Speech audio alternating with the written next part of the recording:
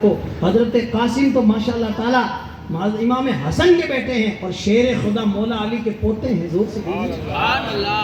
وہ کیا مہندی لگائیں گے؟ آج کا امام بھی کیا امام کا اچھا شاگرد ہوتا ہے نا وہ بھی مہندی نہیں لگاتا ہے, چاہے شادی ہو یا نہیں. کمارا مر جائے گا مہندی نہیں لگائے گا. زور سے بولیے سبحان اللہ. آج بھی مہندی لگاتا ہے. آج کتنے سارے لوگ علماء بیٹھے الحمدللہ کوئی مہندی نہیں لگاتا, لیکن اللہ کا شکر ہے دادا بن گئے, نانا بن گئے, لیکن مہندی نہیں لگاتے. یہ مت سوچو کہ مہندی نہیں لگا. بعض لوگ کہتے ہیں مہندی لگا بیاہ کیسے ہوئی؟ ارے مہندی سے بیاہ ہوئے تو ڈھول میں گروڑ تو نہیں مہندی لگانے سے کوئی نکاح تھوڑی ہوتا ہے. یاد رکھیے یہ سب چیزیں خرافات ہیں. مہندی لگانا, ڈھول بجانا, ڈی جے بجانا, یہ سب خرافات ہے. نکاح میں کیا ہے؟ ایجاب و قبول ہے اور ماشاءاللہ تبارک و تعالی مہر ہے اور ولیمہ ہے. تین ہی چیزیں ہیں. زور سے بولیے سبحان اللہ. باقی تو سب یہ ہمارے قوم کے بڑے بوڑھے بزرگوں نے بیٹھ کر ایسا گھومتیا ہے اور لگایا سگڑوں آگے. یہاں تو ایک ایک چیز میں کسر نہیں ہونی چاہیے. تانے کائٹا پیڑی موڑی ہونی چاہیے, رنگوڑی دونوں تھوڑی بھی کسر ہو گئی اتنا سوچتی ہے جیسے کوئی سنت چھوٹ گئی ہو. نہیں یہ پٹڑا ہے, پٹڑوں جب نے 7 آدمی جائے یہ ہوئی وہ ہوئی, انہوں نے برباد کر دیا. بتائیے. اور یہ پیڑھی جو ہے آپ دیکھ لو, یہ شادی کے موقع پر آپ دیکھو ان کی حالت. یہ جو ہلدی کی رسم ہے, پیڑا جوڑا, پیڑی جو ہے اونا, پیڑی چپنا اور ان کا پیڑی دری ہونی چاہیے. یار بس کون چالے نا پوری دھرتی نے پیڑی کر دی. ٹینٹ پیڑا لگانا, یہ کرنا وہ کرنا. ان کے پیڑے جوڑے 1 سال 10 سال کے اگر ہم جو ہے بھیڑے کر لے نا اتنے پیسہ میں یہ حج کر لے گا, مدینہ دیکھ لے گا. لیکن یہ مدینہ نہیں دیکھیں گے. یہ پیڑے جوڑا میں جو ہے مقدر میں نہیں ہے. ارے خدا کی بندیوں بیچارہ دھنی کما کے آج کتنا کمائے گا؟ تم تو ہر ایک جو ہے رسم نکال گئے اور کماؤ نہ جاوے 2-4 لوگ ہیں بھیڑی بیٹھ گئے. ایک ایسا سسٹم نیا قانون جاری کرتے بوٹی کی. ارے خدا کی بندیوں تم نیا قانون مت کرو. تمہیں تو ہونا چاہیے کم سے کم خرچ میں شادیاں کرو. الحمدللہ امام علی مقام امام حسین کا جو ہے آپ کی بیٹی حضرت سکینہ اور حضرت قاسم جو ماشاءاللہ آپ کے بھائی کے شہزادہ امام حسن کے, ان دونوں کا رشتہ ہوا تھا. کوئی جو ہے جس کو منگنی کہتے ہیں اور جو ہے رشتہ کہتے ہیں, سگائی کہتے ہیں.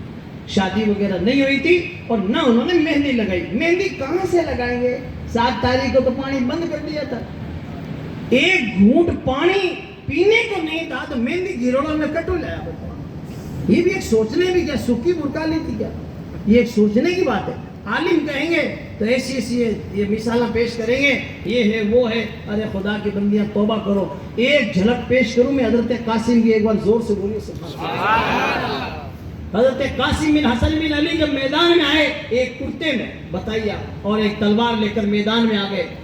دشمن کے فوجی کا بیان ہے, وہ کہتا ہے جب امام قاسم جب میدان میں آئے ایسا لگ رہا تھا آسمان کے چاند کا ایک ٹکڑا زمین پہ نمودار ہے.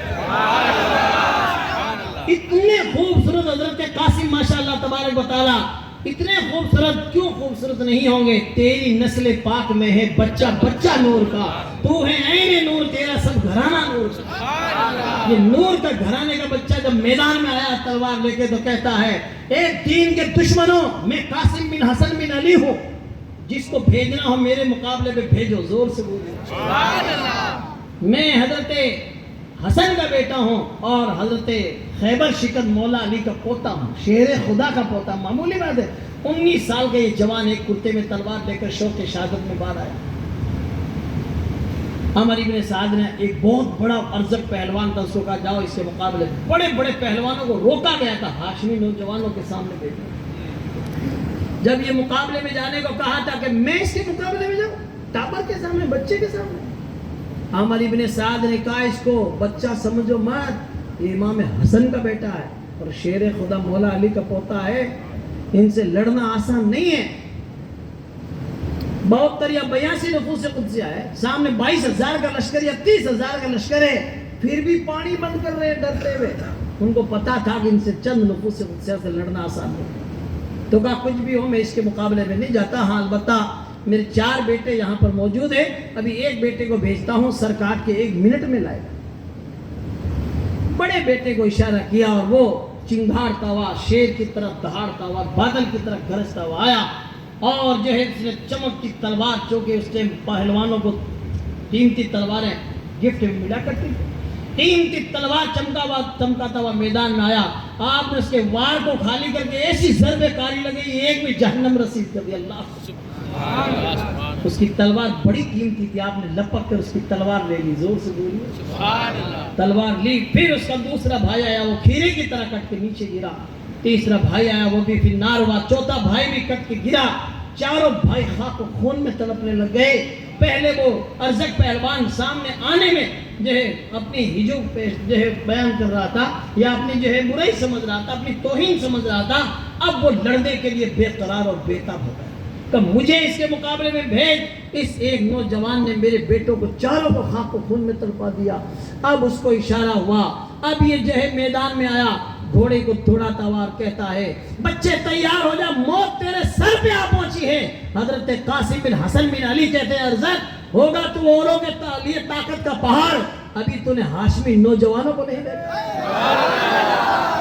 ابھی تو نے ہاشمی نوجوانوں کو نہیں دیکھا ہے. جیسے ہی قریب آیا اور گالیاں بکنے لگا, آپ نے فرمایا ہم اہل نبوت, اہل بیت نبوت ہیں, ہم فاطمہ کے گھرانے کے چشم و چراغ ہیں, ہم گالیوں کے جواب گالیوں سے نہیں دیتے. قریب آ کے تاکہ تجھے بھی تیرے بیٹوں کے پاس پہنچا دے. اور زیادہ آگ بگولا ہو گیا اور اس نے نیزہ نکالا اور نیزے کا جواب آپ نے نیزے سے دیا. پھر اس نے تلوار نکالی. جیسے ہی آپ نے تلوار نکالی اور کہا, ارے یہ تو میرے بیٹے کی تلوار ہے, تو کہاں سے لایا؟ کہا ہاں تیرا بیٹا یادگار کے طور پہ دے کے گیا ہے تاکہ تجھے بھی تیرے بیٹوں کے پاس وہیں پہنچا دوں. اتنا کہنا تھا کہ اور آگ بگولا ہو گیا. اور جو ہے حضرت قاسم بن حسن بن علی کہتے ہیں, الحرب خدا, یعنی جنگ ایک دھوکے کے اس قاعدے کے مطابق آپ نے کہا, ارزق ہم نے تو سنا تھا تو بڑا عقل مند ہے, تو اناڑی معلوم ہوتا ہے. کہ کیا ہوا؟ کہ تجھے گھوڑے کی زین بھی کسنی نہیں آتی. یہ گھوڑے کے زین کی طرف نیچے دیکھا اور اوپر سے تلوار پڑی تو کٹ کے نیچے گرا. پوری طاقت کے ساتھ اٹھنے ہی والا تھا, وہ دوسری ضرب کاری لگی تو سیدھا جہنم رسید ہو گیا.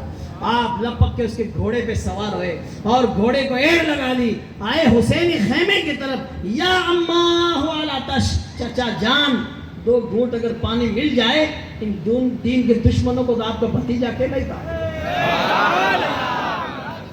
حضرت امام علی مقام علیہ جدی علیہ السلام فرماتے ہیں, نہیں بیٹے, اب ہمیں دنیا کا پانی نہیں پینا ہے, بس تھوڑی دیر اور صبر کرو. ہمارے نانا جان حوض کوثر پہ جام کوثر لیے تیار ہے. اتنا کہنا تھا کہ آپ نے آخری سلام کیا اور گھوڑے کو ایڑ لگا دی. اور سامنے جو ہے پہاڑوں کی طرح جمی ہوئی فوجیں ہیں, 22,000 کا لشکر کھڑا ہے. آپ نے سامنے آ کر کہا, اے دین کے دشمنوں, میں قاسم بن حسن بن علی ہوں, میرا نام جو ہے قاسم ہے, میں امام حسن کا بیٹا ہوں اور فاتح خیبر شکن کا پوتا ہوں. اور تم میں کوئی شیر نر تو میرے مقابلے پہ بھیجو. اتنا کہنا تھا, 22,000 کا لشکر کھڑا, کوئی باہر نکلے ہی کون.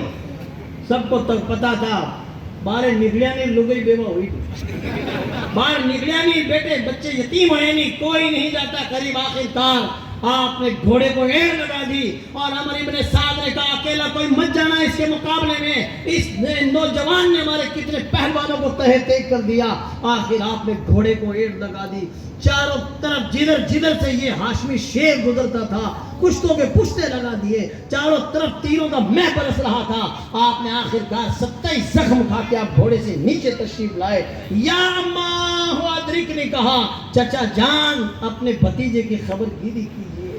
دوڑ کر حضرت امام حسین تشریف لائے اور اپنے شہزادے کا سر اپنے زانوں پہ رکھا اور آپ کا چہرہ گرد و غبار سے جو اٹ گیا, اتنا خوبصورت چہرہ کہ چاند بھی شرما جائے جس کو دیکھے. حضور سے بول تو چہرہ آپ نے جو ہے صاف کیا گرد و غبار کو. آپ نے اپنے بھتیجے نے آپ کا چہرہ دیکھا اور آنکھیں کھولی اور یوں مسکرائے کہ جان سی کلیوں میں پڑ گئی, یوں لب کشاں ہوئے کہ گلستہ بنا دیا. آخرکار انا للہ و انا الیہ راجعون, اس طرح جو ہے آپ امام حضرت قاسم دنیا سے رخصت ہوئے. آج انہوں نے اپنی جان دے دی اور ہم لوگ مورما کے بار بار پھرے اور میں نہ چلا ہوتا پھر شرم اور حیا اور غیرت نہیں ہے. ہم لوگ بتائیے, سوچو آپ کہ ہم لوگ کیا کر رہے ہیں. کوئی مولوی کے باپ کی کوئی جاگیر نہیں ہے. آپ لوگ بھی تو نبی کو بلا لو ہیں. اتنے علماء ہمیں سمجھا رہے ہیں, بیچارے محنت کرتے ہیں. مولویوں کے لارے پڑ جاؤ, اور مولوی تھا جنت میں لے جاؤ چاہے اور تھے مولوا کہ مول اگر کوئی گھنوں مولانا کہ نماز پڑھو کہ یہ مولانا کاٹو تڑو بھی ہو.